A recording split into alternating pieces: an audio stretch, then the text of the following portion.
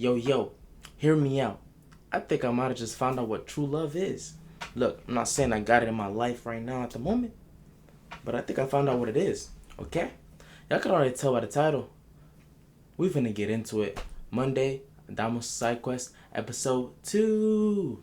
About a week ago, I recently just finished the book, right? Okay, let me tell y'all how it started. So I wrote the book after I watched this movie called Detachment, which y'all should go watch. And yeah, and then boom. The crazy thing about writing, you can have one idea in your head, but once you start writing it out, it turns completely different, right? It turns completely different to something you couldn't have even imagined. And it turned insanely beautiful to the point I changed the whole title. It was supposed to be called Attachment. So I got it from the movie Detachment, named it Attachment because those people suffering with attachment. But then at the very end, I low-key switched it up and made it Alignment. And through that, I found true love. Now, y'all might be thinking, yo, Adamu, you tripping, brother? Nah, brother. I'm not, though. I'm really not. Okay? And so, today we're just going to get into my writing and we're going to see, yo, Adamu, you really found true love? Let us find it too. I know we all thinking the same thing. And it's hard to touch on that too. But, we got to touch on it, bro. Why not? Come on, yo. We all family here, right? Alright, then. I'm going to see y'all in the next shot with my documents open and whatnot, Alright, can y'all see my screen? Okay, y'all see it. I know y'all see it. It's 52 pages. Alright? Some slight. A little short story. I need to change this, but the title is Alignment. You see that? Okay, so the story is about this. I mean, he's named after me, but this is very, very into my soul writing, okay? Alright, so basically, the story is about a guy. His name's right here. He is going through internal issues. He's going through internal issues with himself, and man, I don't know what's wrong with bro, but he has issues. A lot of issues about love, abandonment, and basically my issues. And I don't really want to say it out loud. I'm not gonna lie. If y'all want me to release it, I'll release it. But as of now, just know he has problems with his heart in all different forms and ways with all his relationships. Okay, and so he meets a prostitute, right? But spoiler alert, they never do the deed. Okay, all right, they don't. It's not about that. But they're both broken. That's what it is. That's what it's really about. And they basically fall in love. They fall in love very quickly, like a month. And how do I explain this? They fall in love, but they fall in love very quickly, but it's not benefiting both of them. They can tell they don't know nothing about each other. They can just tell this is not working, but they're staying for each other because they like how each other make each other feel. Now, one person would think, oh, if this guy goes out of his way for me, and I go out of it with them, boom, we're perfect for each other. But that's not right. If it's costing you yourself or you're changing yourself, it can't. It just won't collide.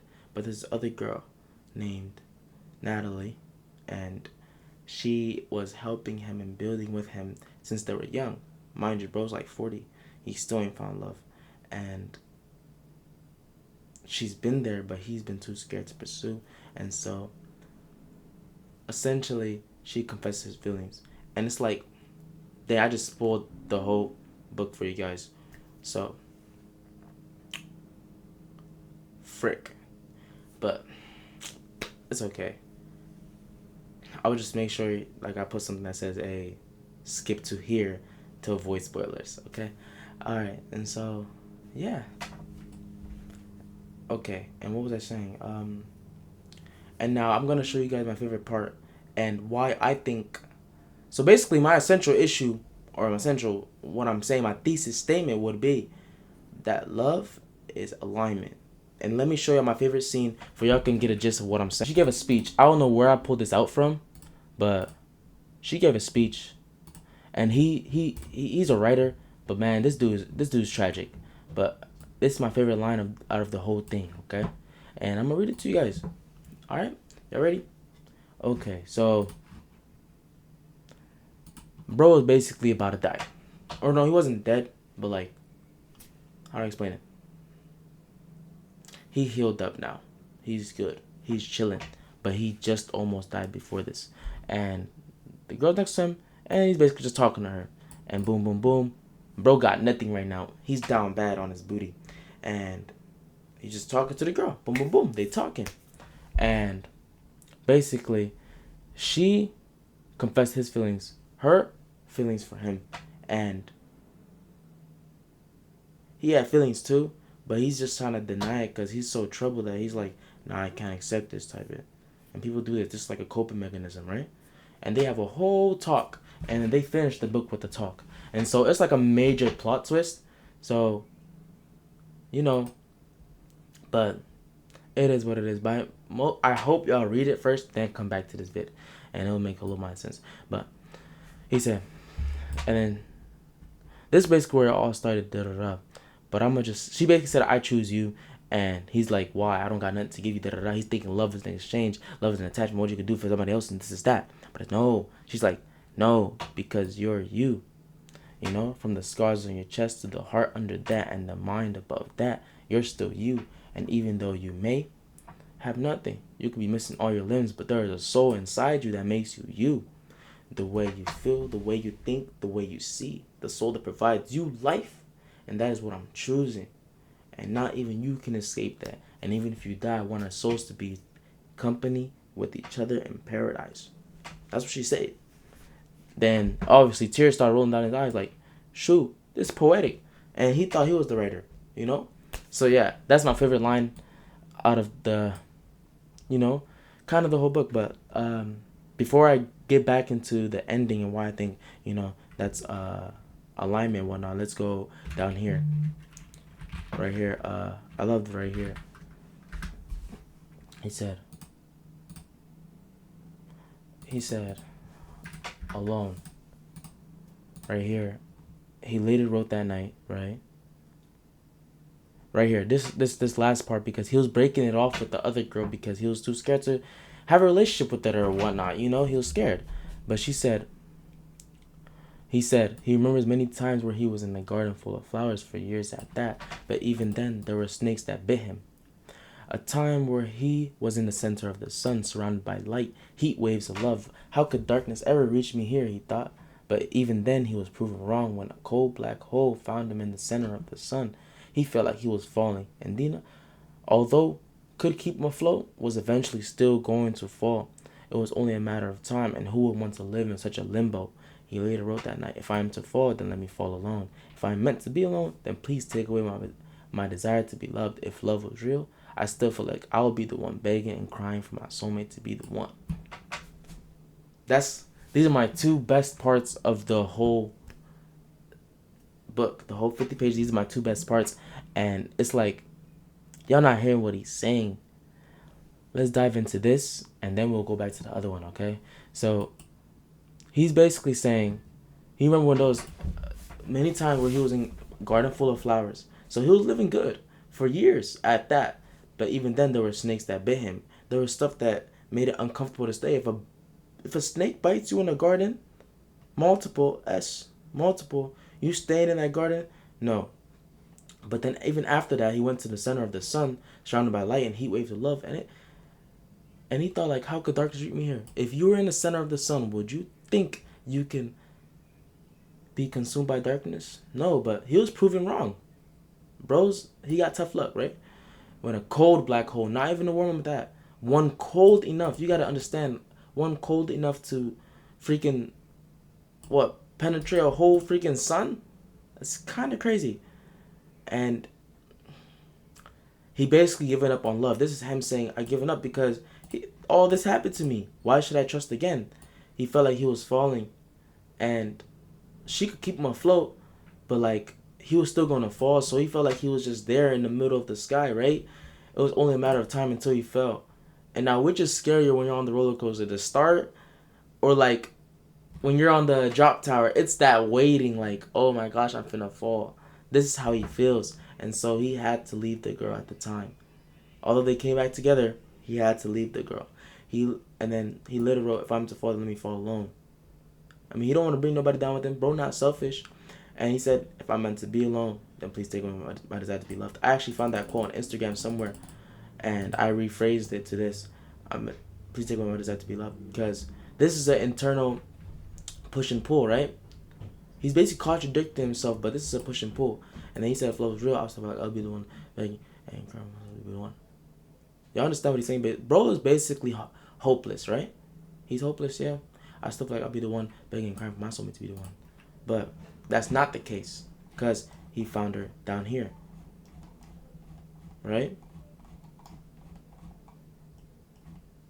He found her down here, which is, he said, because you're you, right? And this is why I believe, like, I don't even know how I came to the conclusion, of that. I don't know how I came to the conclusion of her saying this, but once she said this and I wrote this from her POV, it kind of made sense. So let's dive into it.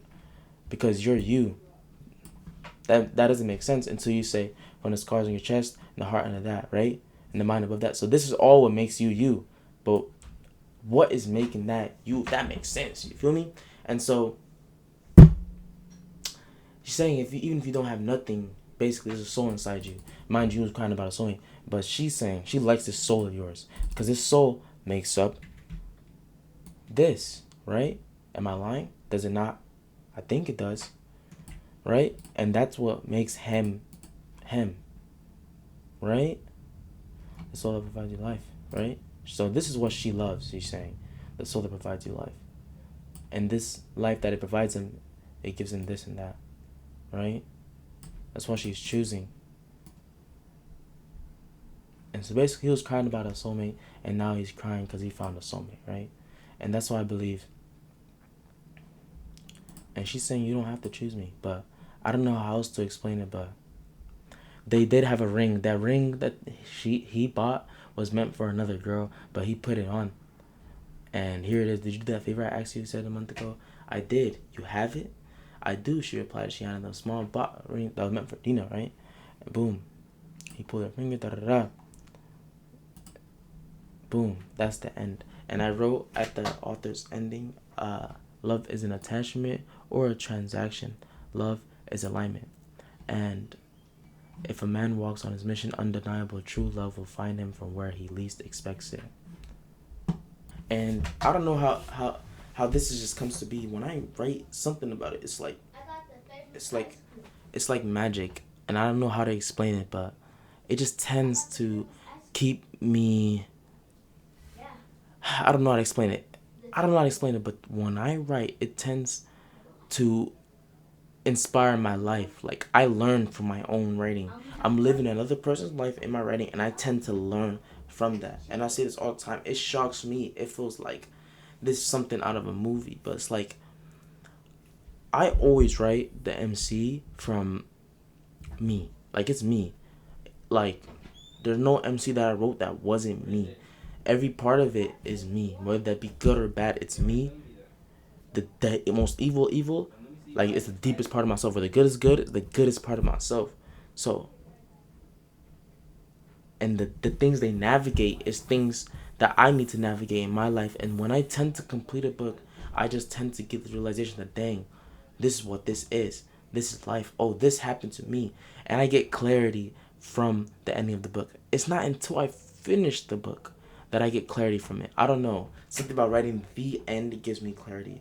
And that's something I like about it. It's like a forever mission because I got like 20 books in line. Like, and I can make them series or whatever. Like, I can always expand. It's just, I just gotta go through life. They said writers aren't built in college campuses or in schools. They're built in the world. Because what is it you're actually learning in school? Like I said, writing is an art. It has no rules or guidelines. That's it. And so, to end it all off and say why I believe love is alignment, it's because what else would it be? Can y'all answer differently? And I pray to God one day me and this girl are aligned. And